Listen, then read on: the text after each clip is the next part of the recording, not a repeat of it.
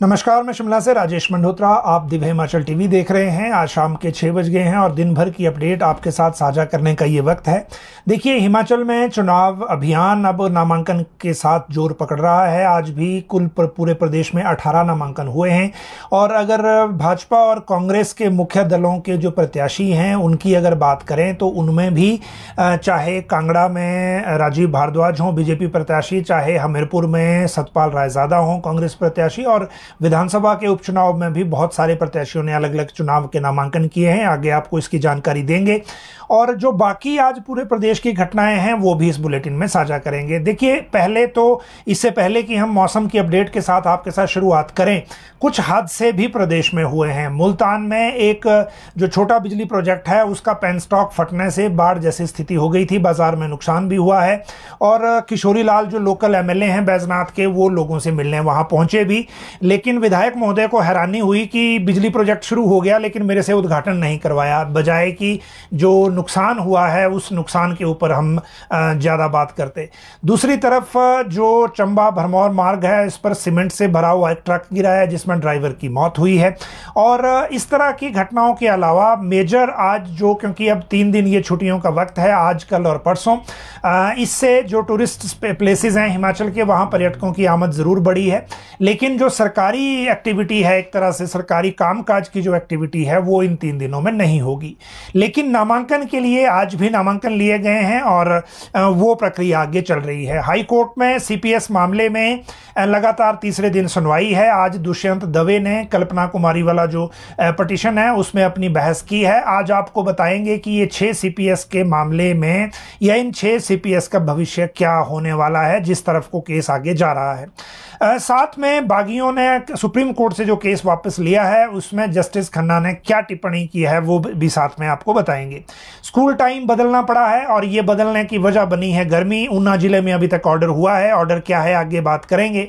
लेकिन चुनाव प्रचार के बीच राज्य सरकार को ऐसी क्या नौबत आ गई कि एचपीयू और एसपीयू मंडी में कुलपति को कोई भी नई नोटिफिकेशन, खासकर न्यू एजुकेशन पॉलिसी को लेकर कोई भी किसी भी तरह की जो नोटिफिकेशन है उसको जारी करने पर रोक लगानी पड़ी है। ये आज जानकारी आपको देंगे कि इसकी असल वजह इसकी क्या है।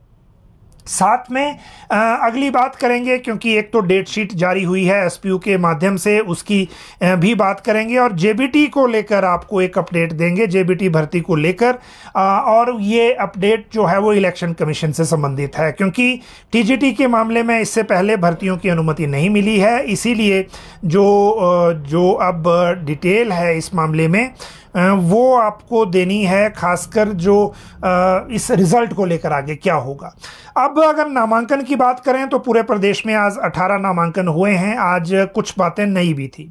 एक तो जगत सिंह नेगी का कंगना रनौत के मेकअप पर जो एक बयान दिया गया है वो वायरल हो गया है, उसकी भी आपको बात आज आपके साथ करेंगे। और साथ में बात करेंगे एक कैंडिडेट की जिसको चुनाव प्रचार के लिए कांग्रेस पार्टी ने हेलीकॉप्टर दिया है। और जनरली जो वीवीआईपी मूवमेंट है या वीआईपी मूवमेंट है, प्रदेश के जो स्टार प्रचारक हैं जयराम ठाकुर, सुखविंदर सिंह सुक्खू, इस तरह के जो बाकी लोग हैं, या फिर प्रदेश अध्यक्ष कह लीजिए, उनके अलावा भी अगर किसी को देखिए वो मिल रहा है, चॉपर मिल रहा है, तो उसकी रीज़न पे बात होनी चाहिए और उस रीज़न की भी आपको आगे जानकारी देंगे। अगली अगर बात करें इसके बाद जो सब्जेक्ट हैं हमारे पास उसकी, तो मुख्यमंत्री आज हमीरपुर में थे, उन्होंने हमीरपुर का मुद्दा फिर से उछाला है और जयराम ठाकुर ने जवाब दिया है सीएम के उस बयान का जो उन्होंने कहा था कि कंगना मंडी की अंगना वाली जो फिल्म है जयराम ठाकुर की वो फ्लॉप होने वाली है। तो फ्लॉप फिल्म पर जयराम ठाकुर ने आज जवाब दिया है, इसकी आगे बात करेंगे। और आश्रय शर्मा भी आज बाहर निकले हैं, पंडित सुखराम के पोते और अनिल शर्मा के बेटे। पिताजी बीजेपी में हैं, आश्रय शर्मा जी कांग्रेस में हैं और आज उन्होंने बाहर निकलने के बाद अपने चिर परिचित जो प्रतिद्वंदी हैं उन पर ही हमला किया है। अब उसके बाद मौसम की बात कर लेते हैं। देखिए, जो प्रेडिक्शन है मौसम की वो तो ये है कि 13 मई तक मौसम हिमाचल में खराब रहेगा। आप देख भी रहे हैं आज भी मैदानी क्षेत्रों में कई जगह बारिश हो रही है। पहाड़ी क्षेत्रों की बात करें तो कल जुब्बल के कुछ एरियाज में ओलावृष्टि हुई थी जिसके कारण सब्जियों और फलों, स्टोन फ्रूट से लेकर सेब करीब तक की जो फ्लावरिंग है उसको नुकसान हुआ है। लेकिन अभी की अगर बात करें आज की मौसम की, तो बड़े अलग अलग ट्रेंड जो है मौसम के देखने को मिले हैं। मैदानी क्षेत्रों की बात करें तो ऊना से लेकर नैना देवी तक बहुत तेज तूफान था। ऊना में अभी बारिश भी हो रही है, नैना देवी में तेज तूफान चल रहा है और उस तूफान के कारण वहां दुकानों को कई जगह नुकसान भी हुआ है और जो शेड थे वो उड़ गए हैं। और जोगिंदरनगर में, इस पूरी बेल्ट में बेसिकली ये असर देखा जा रहा है, मनाली तक वैसे, लेकिन जोगिंदरनगर में दिन को 5:30 बजे ही अंधेरा हो गया था, गाड़ियों को सड़क पर लाइट जलाकर चलना पड़ा। तो ये मौसम की जो प्रेडिक्शन है अभी तक वो उस तरह से चल रही है। लेकिन इस सारी प्रेडिक्शन के बीच में हैरानी वाला जो मामला था वो कल क्रिकेट मैच धर्मशाला का था। बहुत सारे लोग सोशल मीडिया पर ये कहते हुए भी देखे गए कि ये इंद्रुनाग की कृपा है। दरअसल पूरा मामला ये था कि एक बार मैच बेशक रुका हो पंजाब के जो टीम है और जो बेंगलोर की टीम है उनके बीच का, लेकिन उसके बाद वो दोबारा जब शुरू हुआ तो उसके बाद रुका नहीं। हालांकि पालमपुर से लेकर योल तक बारिश हो रही थी, लेकिन धर्मशाला में मैच लाइव चल रहा था और ये विद इन 7 किलोमीटर ये दो तरह के मौसम देखने को मिल रहे थे। लेकिन इस बार जो येलो अलर्ट मौसम विभाग का है लगभग वो परफेक्ट चल रहा है और इसी प्रेडिक्शन के मुताबिक ही आगे था। जहां तक बात है आश्रय शर्मा की, आज उन्होंने प्रेस वार्ता की, यानी कि मीडिया के साथ बातचीत की मंडी में, और उन्होंने कहा कि मंडी सीट पर जो मुकाबला चल रहा है ये खुद को वैसे कांग्रेस में मानते हैं, कांग्रेस में है कि नहीं ये पार्टी बता सकती है, लेकिन कम से कम बीजेपी में तो नहीं है। और इन्होंने ये कहा कि सुखविंदर सिंह सुक्खू की सरकार को कमजोर करने की जो कड़ी है वो शुरुआत बीजेपी से नहीं हुई, वो कांग्रेस से हुई है। और पहले बोलते बोलते, क्योंकि मैं इनकी प्रेस वार्ता सुन रहा था, पहले तो कहा कि एक राजघराने ने ये कोशिश की, बेसिकली इनका जो निशाना था वो मंडी के प्रत्याशी विक्रमादित्य सिंह और प्रतिभा सिंह पर था, और पहले ये बचते रहे बोलने से, बाद में इन्होंने बोलते बोलते नाम भी ले लिया। अब ये कांग्रेस को देखना है कि ये, क्योंकि पिछली बार ये प्रत्याशी थे, हारे बहुत बड़े अंतर से थे, लेकिन ये प्रत्याशी थे जब रामपुर से उनको उस तरह की लीड नहीं मिली थी जो अपेक्षित उसमें रहती थी। तो ये बात है। हालांकि विक्रमादित्य सिंह आज किन्नौर में हैं और किन्नौर में उन्होंने लोगों को वहां संबोधित किया है। चुनाव प्रचार के बाद वो किन्नौर निकले हैं, उसके बाद हो सकता है कि अगला दौरा फिर ट्राइबल का हो, लेकिन उन्होंने अपना जो प्रचार का एक तरीका है वो बिल्कुल सेट रखा है कि इश्यूज पे रखना है, मंडी संसदीय सीट पर रखना है और भगवा जो है वो गले में रखना है, श्री राम मुंह में रखना है, और इसी तरह से जो आगे चुनाव प्रचार में जाना है। लेकिन बाकी लोग बीच में बोलते रहते हैं, इसीलिए एक बात ये भी कर लेते हैं कि कंगना पर जो मंत्री का एक बयान है वो क्यों वायरल हुआ है। आज विक्रमादित्य सिंह किन्नौर के दौरे पर थे, किन्नौर के जो मंत्री हैं जगत सिंह नेगी वो उनके साथ थे, लेकिन जगत सिंह नेगी का मंडी का एक बयान वायरल हुआ है और इसको सोशल मीडिया पे बहुत अच्छा नहीं माना जा रहा। वैसे भी जो पॉलिटिक्स है या जो चुनाव है, पॉलिटिशियंस को देखना चाहिए कि वो कम से कम शब्दों का इस्तेमाल सही करें। ये सभी दलों के जो प्रत्याशी हैं चाहे नेता हैं उन सभी को एक जिसको बोलते हैं कि एक सीमा जो है वो रखनी चाहिए शब्दों के लिए।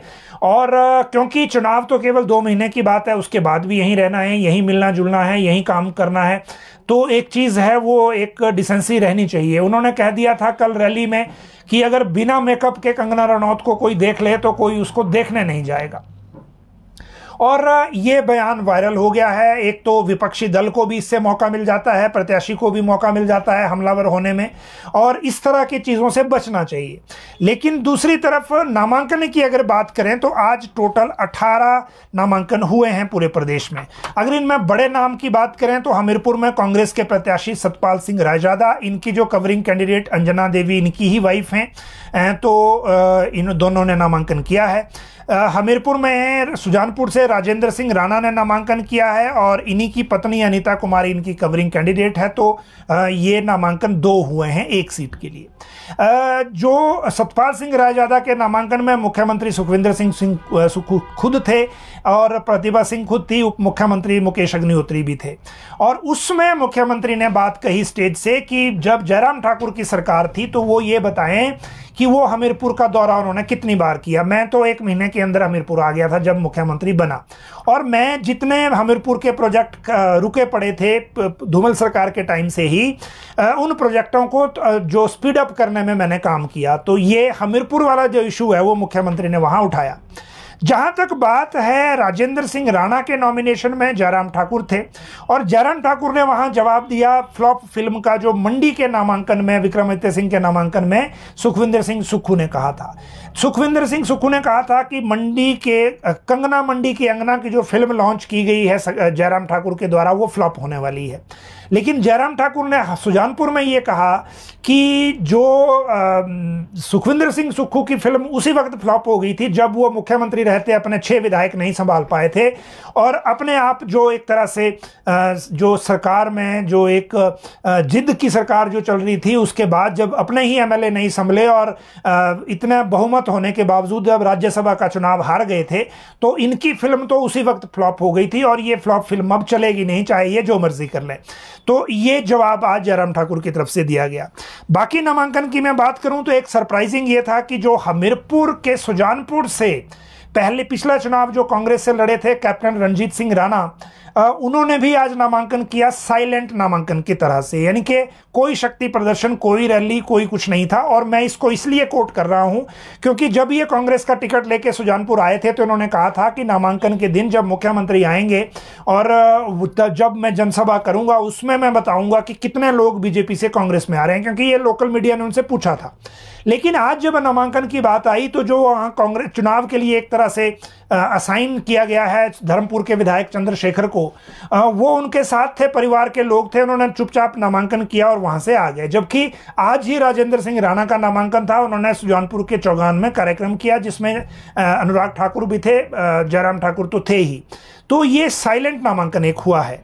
जहां तक बात इंद्रधर लखनपाल की है, इस नामांकन में अनुराग ठाकुर खुद गए हुए थे और कुटलैहड़ में देवेंद्र भुट्टो का नामांकन भी हुआ है और विवेक शर्मा कांग्रेस के जो प्रत्याशी हैं उनका भी नामांकन हुआ है। तो ये जो आज के नामांकन वैसे कुल 18 हैं, मुख्य तौर पर जितने थे वो मैंने आपको बता दिया। जहां तक इन नामांकन के बाद अब जो अगली बात है वो है जो अभी हमारे सामने पॉलिटिकल तो घटनाक्रम यही था।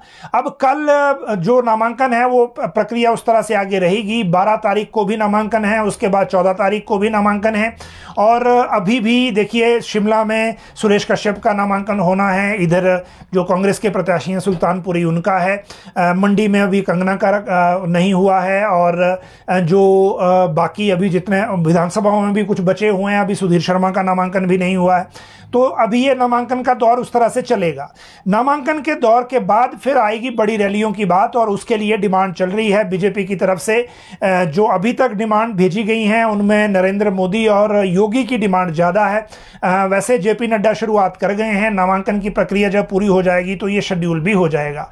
वही सिचुएशन कांग्रेस की है। कांग्रेस में भी हिमाचल में रैलियों के लिए राहुल गांधी, प्रियंका गांधी ही मुख्य तौर पर दिखने वाली हैं और इन दो में से कितनी रैलियां मिल पाएंगी एक बात ये रहेगी। और दूसरा क्या सोनिया गांधी एक बार यहां आएंगी इस चुनाव में? वैसे अभी वो हेल्थ रीजंस पे जो इस तरह की पब्लिक रैलीज हैं उनसे थोड़ा बचती रही हैं और इसीलिए लोकसभा का चुनाव भी इस बार नहीं लड़ रही हैं।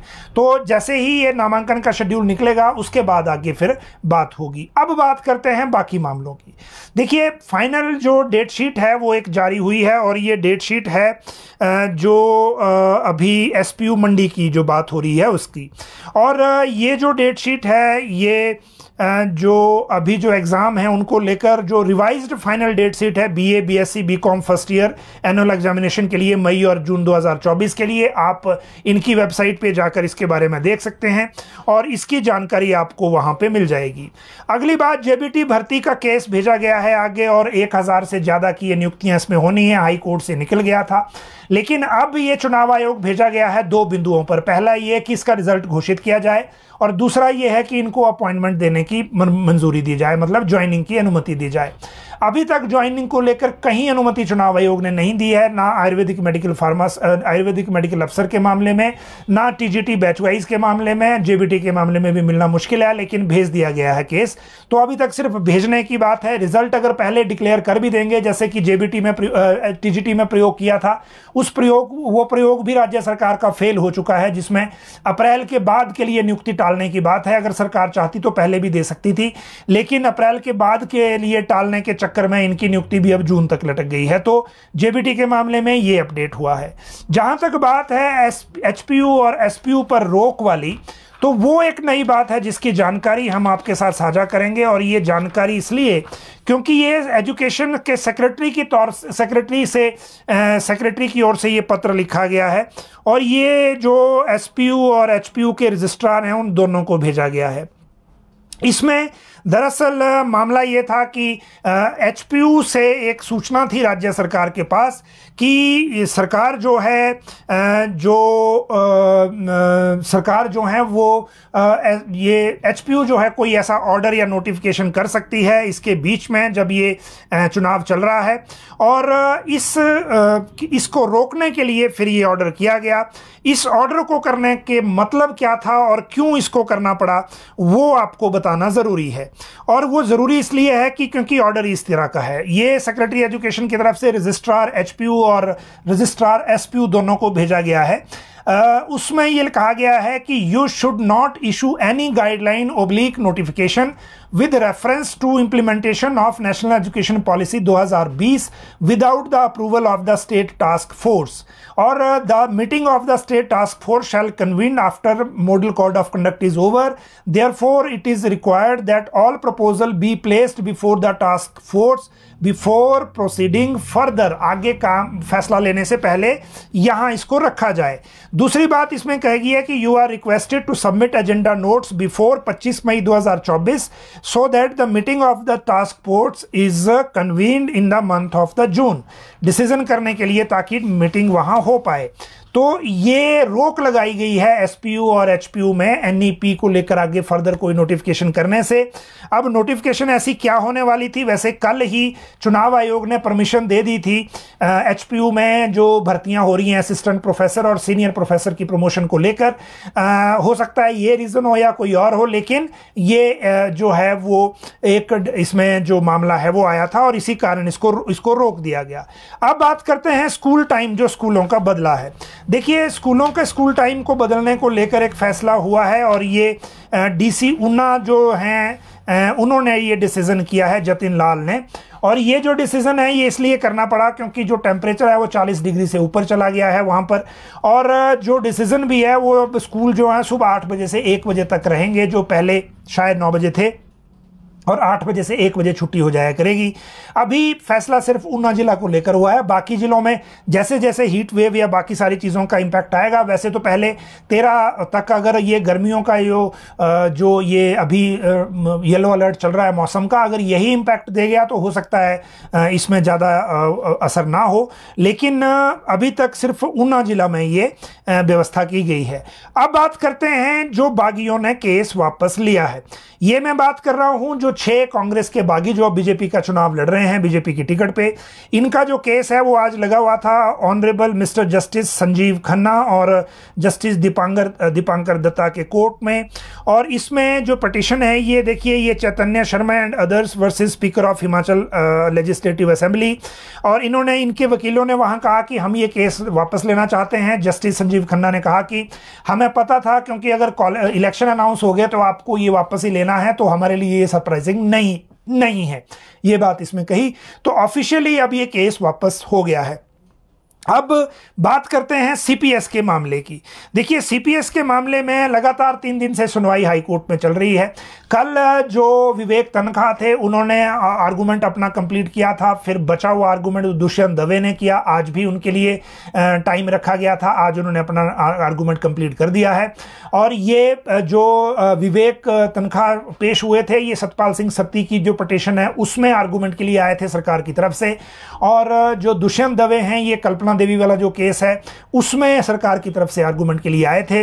इन्होंने भी अपने आज तर्क रखे इस केस को लेकर, लगभग सेम ही थे जो पहले रखे गए हैं कि हिमाचल का केस डिफरेंस है, बाकियों का अलग है, ये कैबिनेट मंत्री नहीं है, बाकी जगह कैबिनेट मंत्री का दर्जा था। इस तरह की कुछ बातें उसमें हुई हैं। लेकिन अब जो पिटिशनर्स की तरफ से जो एडवोकेट हैं उन्होंने अब रिबटल देना है, और उनकी जो अवेलेबिलिटी है कोर्ट में ये डिस्कस हुई है। उसके बाद अब इसके लिए 20, 21 और 22 मई का जो टाइम है वो तय हुआ है, और फिर ये रिबटल पे ये अपना सबमिशन करेंगे और उसके बाद पता लगेगा कि इस केस में कोर्ट जो है वो जजमेंट रिजर्व करता है या जजमेंट प्रोनाउंस करता है, जजमेंट आ जाती है या कोई और टेक्निकल बीच में ट्विस्ट आता है, क्योंकि जब तक केस में आर्गूमेंट चल रहा है तब तक कुछ भी पॉसिबल है।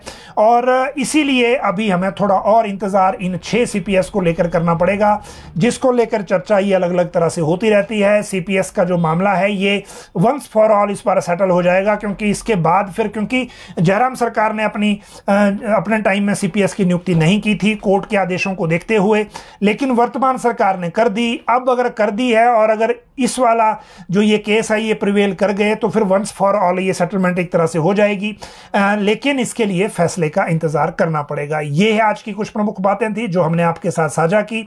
और अगर आपके पास कोई क्वेरी, कोई विभाग से रिलेटेड या जो डिपार्टमेंट से रिलेटेड या फिर किसी भी तरह की क्वेरी है जिसमें हम आपकी कोई मदद कर सकते हैं, तो इसी कमेंट बॉक्स में डालें ताकि इसका जो रिप्लाई है हम आपके लिए अवेलेबल करवा सकें। तो आप सब लोग लाइव जुड़े, बहुत बहुत शुक्रिया।